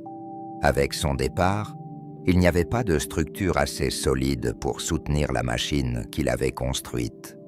Sa croisade n'avait pas été un conseil, mais une volonté singulière manifestée. Et maintenant, cette volonté s'est évanouie.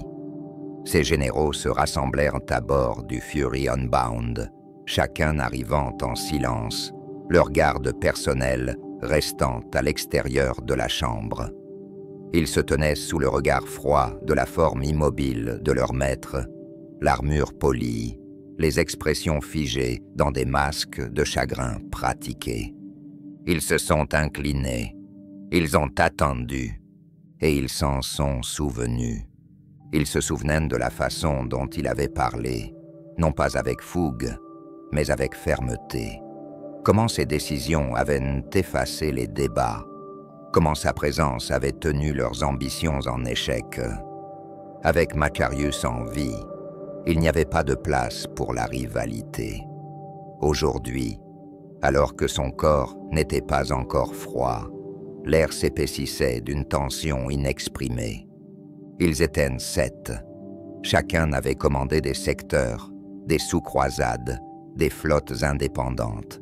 Chacun portait des cicatrices, des bannières et des rêves tranquilles. Et chacun avait regardé Macarius s'élever au-dessus d'eux, devenant quelque chose de plus qu'un homme. Pas un père, une force. Mais la force a disparu. Ce qui restait, c'était l'opportunité. Le maréchal Hélicane prit la parole en premier, prononçant les mots qu'aucun d'entre eux ne revendiquait comme son propre désir. La croisade doit continuer. Les autres approuvèrent, hochant la tête avec une révérence solennelle. Mais sous leur ton, il y avait quelque chose de plus tranchant. Pas la loyauté. Positionnement. Qui sera le chef de file? Qui doit diriger? Il n'y avait pas de décret de terra. Les hauts seigneurs avaient fait confiance à Macarius au-delà du protocole. Ils avaient permis à son autorité de croître sans limite. Maintenant, dans leur silence, les généraux voyaient la liberté. À l'extérieur de la chambre, la croisade est suspendue comme une lame chargée sans main pour la balancer. Les flottes attendaient, les troupes observaient. La nouvelle de la mort de Macarius se répandrait rapidement, et avec elle, le doute. Sauf si quelqu'un a agi en premier. Chaque général a commencé à se préparer discrètement. Les ordres sont scellés, les commandements sont formulés avec soin, en termes de logistique et de nécessité. Les régiments se repositionnent, les routes vocales sont ajustées, les conseillers sont remplacés. La transition entre le deuil et la manœuvre s'est faite en douceur. La mémoire de Macarius est déjà en train de se former. Certains l'ont peint comme un saint, sa mort marquant la fin d'une époque. D'autres ont parlé de lui comme d'un tyran imparfait mais nécessaire, dont l'œuvre doit maintenant être corrigée. Chaque récit a servi l'ambition de son auteur. Chaque fragment de vérité s'est réassemblé en de nouvelles bannières, de nouveaux symboles, de nouvelles revendications de pouvoir. La guerre n'a pas commencé, pas encore. Mais le sol s'est fissuré sous le poids des possibilités. Et dans le sanctuaire froid où gisait le corps de Macarius, épargné par le feu et la violence. Ses yeux restaient fermés, son visage indéchiffrable. Il n'a pas parlé pendant ces dernières heures. Peut-être l'avait-il su, peut-être l'avait-il vu venir. Peut-être dans son silence a-t-il offert un dernier test, non pas de la conquête, mais de ce qui la suit.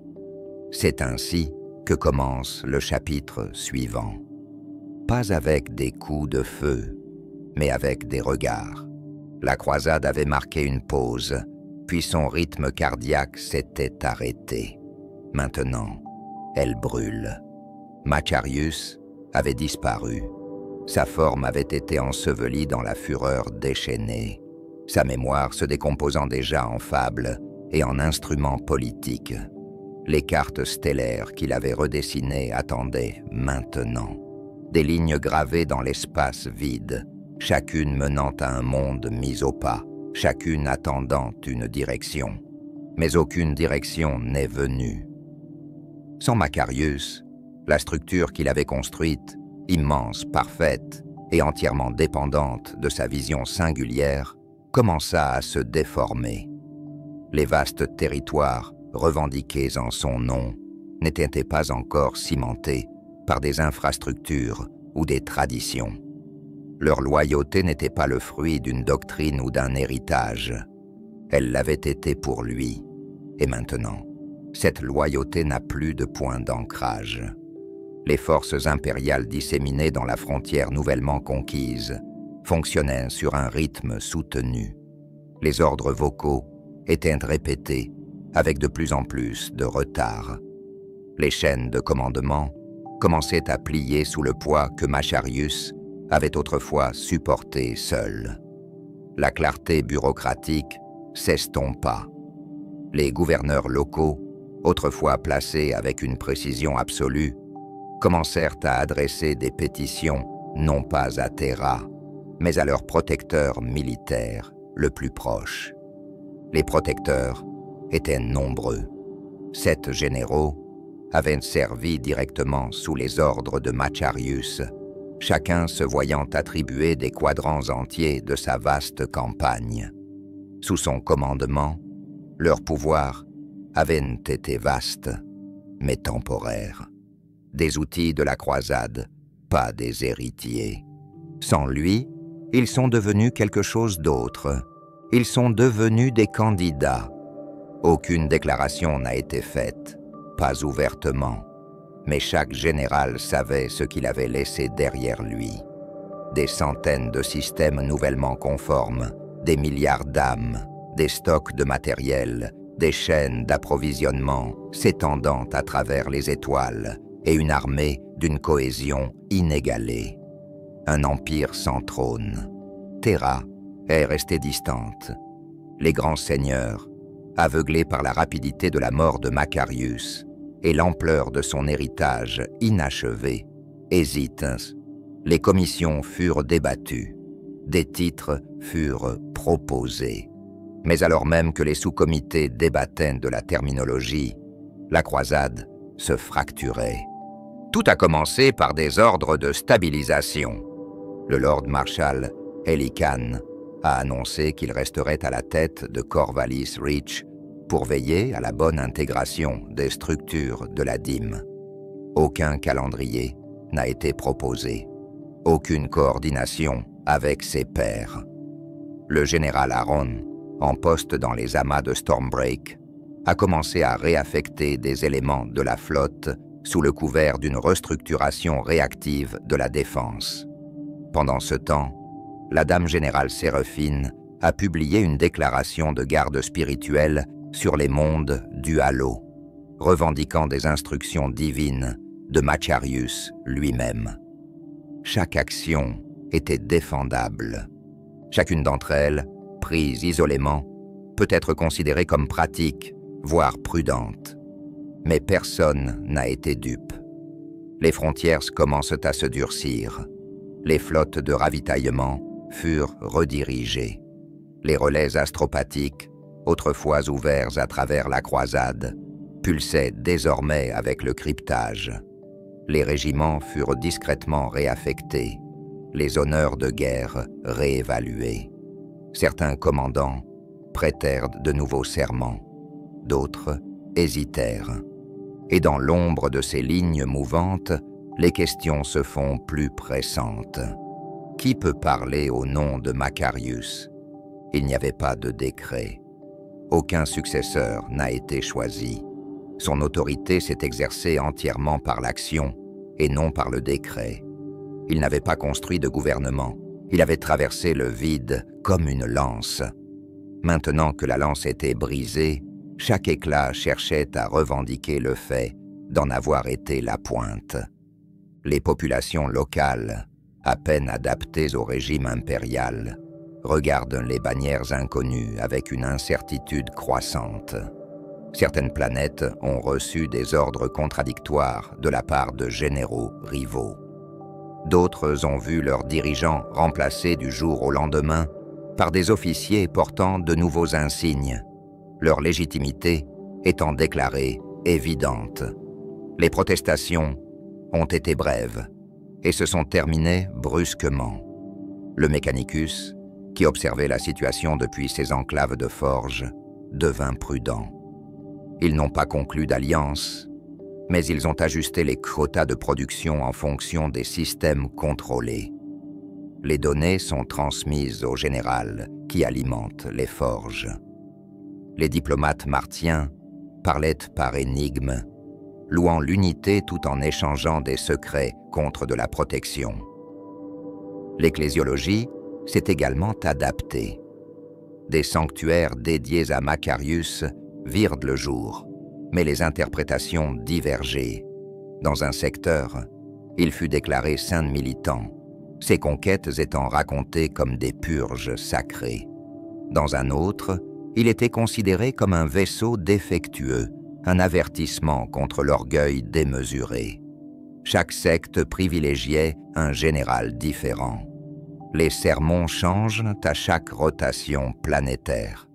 L'Inquisition, d'abord silencieuse, commence à bouger. Les interrogateurs ont disparu dans les zones de guerre. Les dossiers ont été mis sous scellé. Certains généraux ont disparu sans laisser de traces, mais le feu s'est quand même propagé. L'unité de la croisade a toujours été Macarius, pas dans la paperasserie, pas dans la succession, dans l'élan. Aujourd'hui, sans lui, cet élan s'est tourné vers l'intérieur. La rivalité a remplacé la révérence, et l'héritage de cendres commença à brûler. La première véritable trahison n'a pas encore eu lieu. Aucune flotte n'avait encore tiré sur une autre pour la défier ouvertement. Mais les lignes étaient tracées, les silences se sont approfondis. Et dans le froid calcul du pouvoir, les seigneurs de la guerre ne regardaient plus vers les étoiles. Ils ont regardé de côté et n'a vu que des rivaux. Il n'a pas commencé par un coup de tonnerre, mais par une proclamation. Le général Vortan Pell, autrefois le marteau des profondeurs moridiennes, leva sa bannière au-dessus des cieux de Crixus Prime, un monde récemment intégré à l'Imperium sous la campagne de Macarius. Le message Vox a retenti clairement à travers tous les canaux ouverts, calme, mesuré, sans équivoque. Les grands seigneurs sont distants, l'empereur est silencieux. Le peuple a besoin de conseils, pas d'hésitation. Dans le vide laissé derrière nous, nous construisons à nouveau, non pas dans la trahison, mais dans la continuité. Je ne romps pas avec Terra. Je continue ce que Macarius a commencé. Il a appelé cela la succession. Pas de rébellion. Une réaffirmation de la force, là où la faiblesse menaçait de revenir. Une continuation de la volonté qui a sculpté l'ordre dans le chaos. Pell se déclara seigneur régent du corridor cramoisi, qui englobait plus de 12 de systèmes. Il ne le revendiqua pas par conquête, mais par intendance, arguant que Terra, paralysée par son propre poids, avait abandonné ses responsabilités. La bannière qui flottait au-dessus de Crixus Prime était un champ rouge traversé d'une étoile dorée. autrefois l'emblème personnel de Macarius pour la coordination de la campagne. Pell l'avait adopté comme sien, stylisé, avec un aquila à 2 têtes serrant des épées croisées. Pour beaucoup, ce symbole était suffisamment familier pour les réconforter. Pour d'autres, il ressemblait à la plaie ouverte d'une guerre civile. C'était la première flamme, la première étincelle permet de dépasser la rhétorique et de passer à l'action. Aucune flotte ne s'est déplacée dans un premier temps. Aucune accusation formelle ne vint de Terra. Pell n'avait pas renoncé à l'impérium. Il était simplement intervenu. Mais sous les formalités, la brèche était évidente. Les astropathes loyalistes se virent refuser les droits d'atterrissage. Les routes de la dîme étaient bloquées en vertu d'ordres de stabilisation d'urgence. Le personnel de l'administratum chargé de superviser la transition planétaire était détenu dans des quartiers luxueux qu'ils ne pouvaient quitter. Les seigneurs de la guerre regardent, et puis l'un d'entre eux a bougé. Lady General Séraphine, qui a longtemps tenu les mondes du Halo sous sa bannière, a envoyé un message de soutien prudent. Elle loua le dévouement de Pell à l'ordre, son refus de permettre la décadence. Elle n'adopta pas son nouveau titre, mais elle a repris son langage. Elle a déclaré que son propre commandement était autonome. Elle refusa les convocations des autorités du Segmentum, invoquant les risques pour la sécurité. Ces vaisseaux commencèrent à emprunter de nouveaux itinéraires de patrouille. Il ne s'agissait pas d'une déclaration d'allégeance, mais ce n'était pas non plus la neutralité. D'autres ont hésité. Le général Aron a renforcé ses frontières sans déclaration, doublant la surveillance orbitale et rappelant 2 détachements d'exploration. Le maréchal Helican a publié un communiqué sévère et sibyllin à l'intention de ses commandants, mettant en garde contre la dérive idéologique et l'élévation prématurée du jugement personnel. Mais il ne fait aucun geste pour défier directement Pell, parce que dans le silence de Terra, il n'y avait pas de mécanisme pour l'arrêter. Les hauts seigneurs débattent de la réponse à apporter. Certains préconisaient une reprise en main rapide, envoyer une flotte impériale, faire un exemple. D'autres prônaient de la négociation. D'autres encore suggéraient que Macarius avait été trop puissant et que ces fractures étaient inévitables. La machine bureaucratique tournait lentement, les mains incertaines, la volonté divisée par les délais et la peur de l'escalade. Et dans ce délai, le feu s'est propagé. Plusieurs gouverneurs de planètes, auparavant dociles, se sont engagés à être loyaux envers la vision de Pell. Certains l'ont fait par conviction, d'autres par peur, quelques-uns simplement parce qu'ils n'avaient reçu d'instructions de personne d'autre. Son nom commença à apparaître sur les déclarations de dîmes locales. Son sceau est apposé sur des documents. Son visage apparut sur les places publiques, représenté dans un simple bronze, toujours à côté de celui de Macarius. Il était prudent, mesuré, mais pas humble.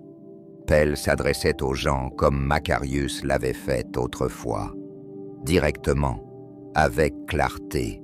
Il n'a pas invoqué la rébellion, mais le devoir. Il prétendait accomplir la volonté de l'empereur dans le vide de sa voix.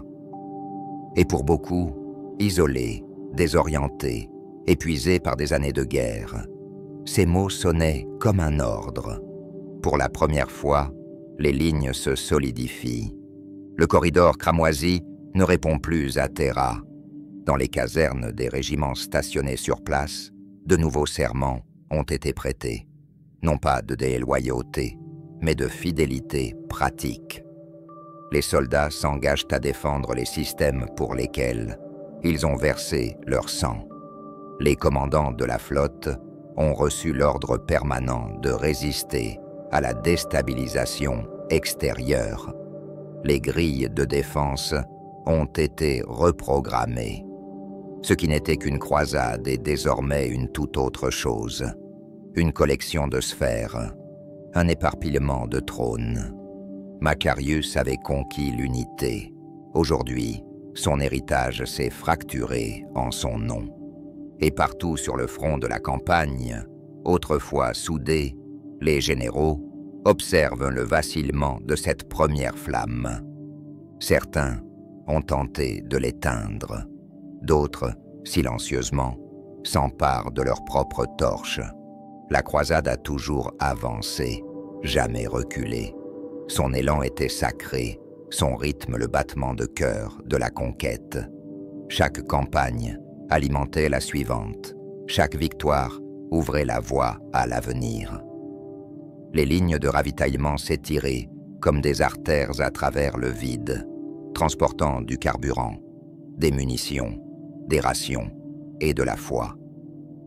Ces couloirs n'étaient pas seulement logistiques, ils étaient aussi des lignes de vie, symboles de l'ordre et de la discipline impériaux.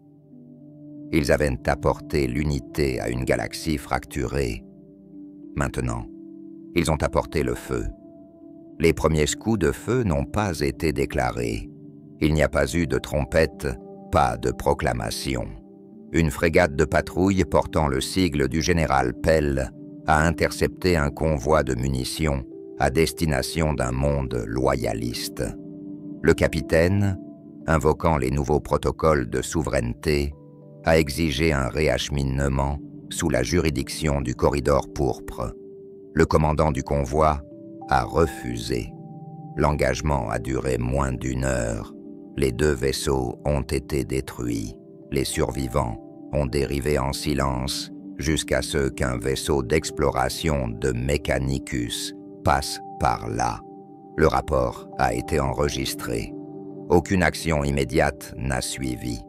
Mais le message était clair. Les artères étaient devenues des lignes de faille. Dans le domaine brisé de la croisade, les anciens itinéraires de marche, autrefois les autoroutes de la victoire, deviennent incertains. Les flottes de ravitaillement hésitent.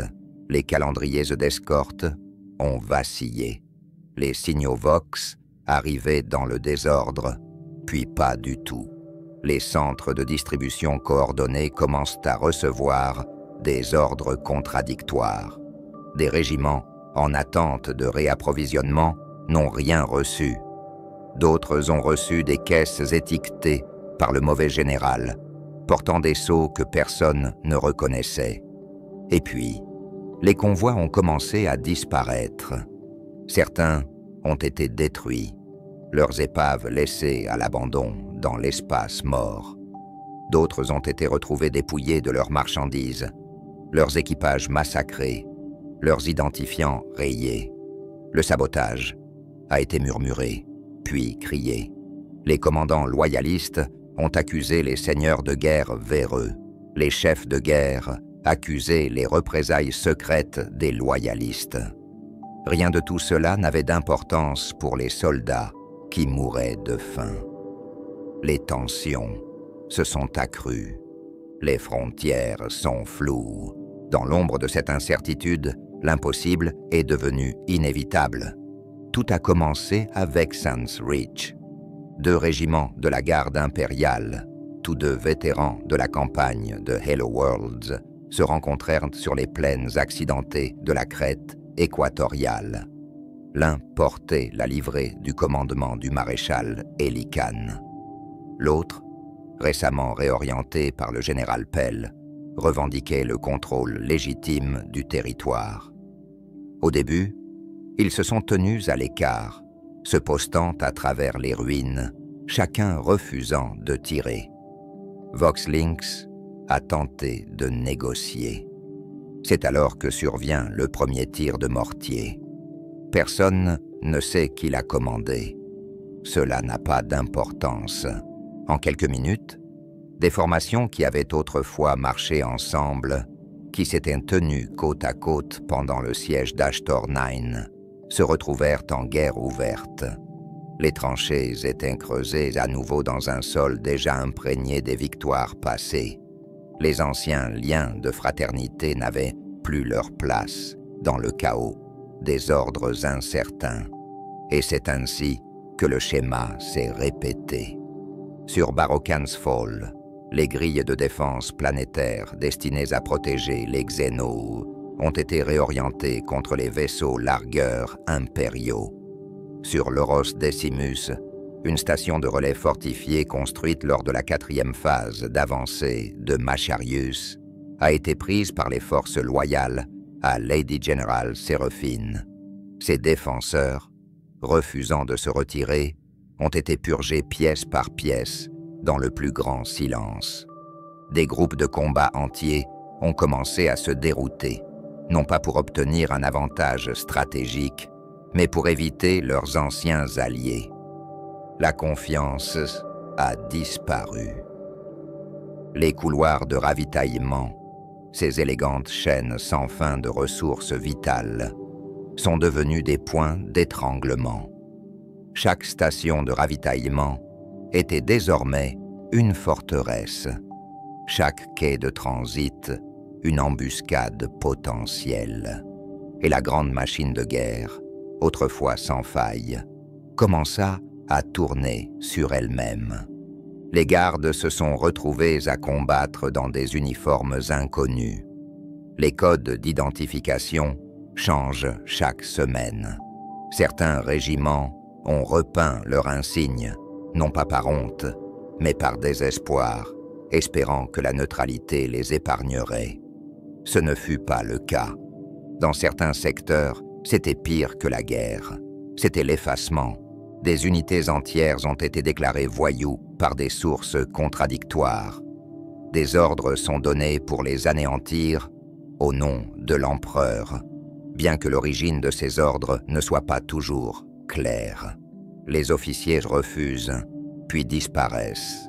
Les commissaires hésitent, puis agissent. La frontière entre l'insubordination et la loyauté devient indiscernable. Le Mechanicus commence à se retirer. Forge Worlds a resserré ses données. Les approvisionnements ont été rétractés. Certains seigneurs de la guerre ont tenté la coercition. D'autres ont proposé des accords. Mais le culte de la machine avait vu venir. Il comprenait l'entropie. Il savait qu'un modèle s'était retourné contre lui-même. L'ecclésiarchie se divisa, elle aussi, selon des lignes narratives. Certains prêchaient que l'héritage de Macarius avait été corrompu par de faux héritiers. Pour d'autres, il s'agissait d'un test, sa mort, un défi divin visant à séparer les fidèles des ambitieux. Les schismes éclatèrent. Des sanctuaires sont dégradés. Des prêtres se transformèrent en inquisiteurs. Et pendant ce temps, en orbite, les vaisseaux impériaux commencent à cibler les leurs.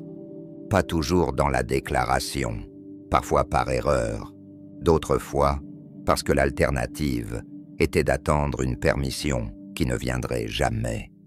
Ce qui avait été l'héritage de Macarius, glorieux, unifié, inarrêtable, n'était plus qu'un corps qui se consumait lui-même. Sa croisade, gravée dans le feu et le sang à travers les étoiles, n'avait plus de cœur pour la guider. Il ne restait que des fragments, et chaque fragment avait fin. Les cartes se tordent. Le front n'a plus de sens, parce que maintenant, tout n'était que façade. Partout, le sang coule sur les routes qui ont jadis porté la victoire.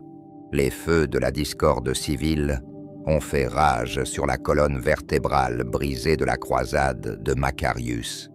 Et au milieu des cendres, l'ecclésiarchie s'est avancée, non pas pour guérir, mais pour nommer. Dans le vide du commandement, là où la loyauté s'était fracturée et où la vérité était devenue un outil de guerre, l'Église a vu son heure arriver, non pas en tant qu'arbitre, mais en tant qu'autorité incontestée par le rang ou la chaîne militaire. Là où les généraux se battaient avec l'acier et la flotte, l'ecclésiarchie se battait avec le dogme. Elle définira la droiture, elle sanctifie l'obéissance, et surtout, elle revendiquera Macarius. Sa mort n'a pas été annoncée. Pas de décret final, pas de martyre au combat, pas de dernière parole énigmatique pour guider la main de l'impérium. Il était simplement mort. Ce silence, laissé trop longtemps, était devenu un champ de bataille pour l'interprétation. Aujourd'hui, l'ecclésiarchie remplit ce silence avec le canon. Ils l'ont déclaré saint. Il n'est plus seulement un commandant, mais un instrument divin de la volonté de l'empereur.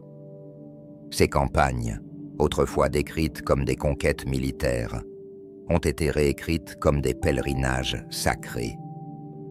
Chaque monde qu'il a conquis est devenu un lieu de révélation sacrée. Chaque ennemi qu'il avait détruit était désormais qualifié d'hérétique par la prescience divine. Son silence aux confins de la galaxie n'est plus considéré comme une hésitation, mais comme une communion spirituelle avec le Maître de l'humanité. Cela a commencé par des sermons, puis les sanctuaires, puis l'iconographie. Les voûtes des chapelles à bord des vaisseaux commencèrent à arborer des statues dorées du Seigneur solaire, l'épée dégainée et l'auréole enflammée. Ces paroles, recueillies lors de briefings de campagne et de rapports sur les champs de bataille, ont été réimprimées sous forme d'écriture. La doctrine de la flamme implacable fut publiée par le conclave de Holy Terra et distribuée au régiment du Segmentum Pacificus, fidèle ou non. Peu de gens pouvaient l'ignorer. Il s'agissait d'un symbole unificateur, puissant, irrésistible, mais qui divisait tout le monde. Car si l'ecclésiarchie a élevé Macarius au-dessus des étoiles, elle ne l'a pas fait de manière neutre. Elle a choisi son camp. Pell, qui tenait déjà le corridor cramoisi sous sa bannière, fut loué comme exécuteur des dernières volontés du Saint. Les chapelles de son royaume reçurent des reliques, des bouts de parchemin, censés porter le sceau personnel de Macarius, des fragments d'armure, des cendres sacrées provenant de sa tenue de combat. Son alignement sur l'ecclésiarchie renforce sa légitimité. Les pèlerins affluent dans ces territoires. Ses rivaux l'ont remarqué.